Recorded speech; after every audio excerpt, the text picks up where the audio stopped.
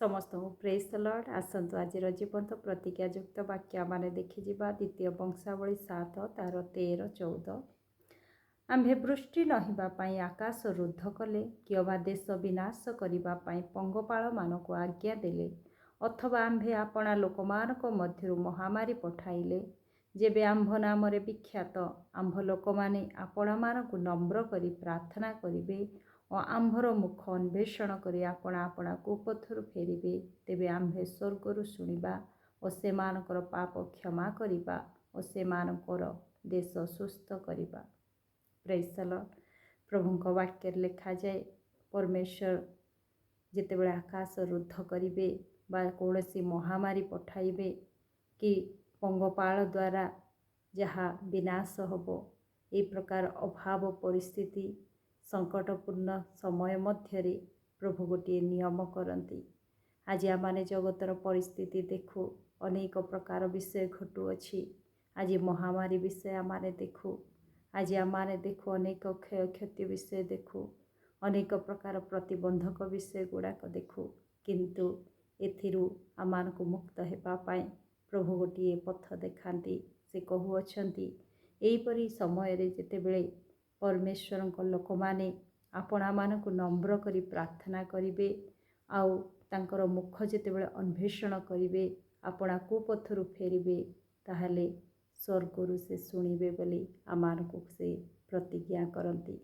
तेणु आमाने प्रतिटी समस्या मध्यरे विचलित न हो, कौनसी विषय आमाने इतस्थित न हो, किंतु प्रभुंक ठारे आमाने भरोसा करी आमाने परमेश्वर काले फेरिबा लोक हेबा। आमाने परमेश्वर को मुख को से परिस्थिति मध्यरे खोजिबा, आमाने परमेश्वर को मुख को जेतेबेले अन्वेषण करिबा, आमानकर पाप को स्वीकार करी आमानको कोपथरु आमाने फेरिबा आ परमेश्वर को ठारे जेतेबेले आमाने प्रार्थना करिबा ताहाले से समस्त बंधनरु से समस्त समस्यारु परमेश्वर आमानको से उद्धार करिवे। से कहती आम्भे स्वर्गरु शुणिबा और सेमानकर पाप क्षमा करिबा और सेमानकर देश सुस्थ करिबा। Praise the Lord. प्रतिटी समस्यार समाधान रही अछि। से समस्या मध्यरे आमाने जगतरे जेतेबेले रहुअछु जगत विषय को आमाने चिंता न करी आमाने परमेश्वर आड़े निजको समर्पण करू, प्रभुंकर मुख को अन्वेषण करिबा, आपणा पाप को स्वीकार करिबा। परमेश्वर प्रतिज्ञा करती आम्भे सेमानकर प्रार्थना शुणिबा, सेमानकर देश को सुस्थ करिबा, सकल परिस्थिति को से संपूर्ण समाधान करिवे, आमानकु संपूर्ण से सुस्थता देवे, आमानकर समस्त समस्या से आमानकु मुक्त करिवे। तेणु समस्या मध्यरे आमाने निजको परमेश्वर हस्तरे समर्पण करिबा, तांको मुख अन्वेषण करिबा, तांको निकटवर्ती हेबा। से दयालु परमेश्वर से आमानकर परिस्थिति को आमानकर प्रत्येक दुख को से जानती।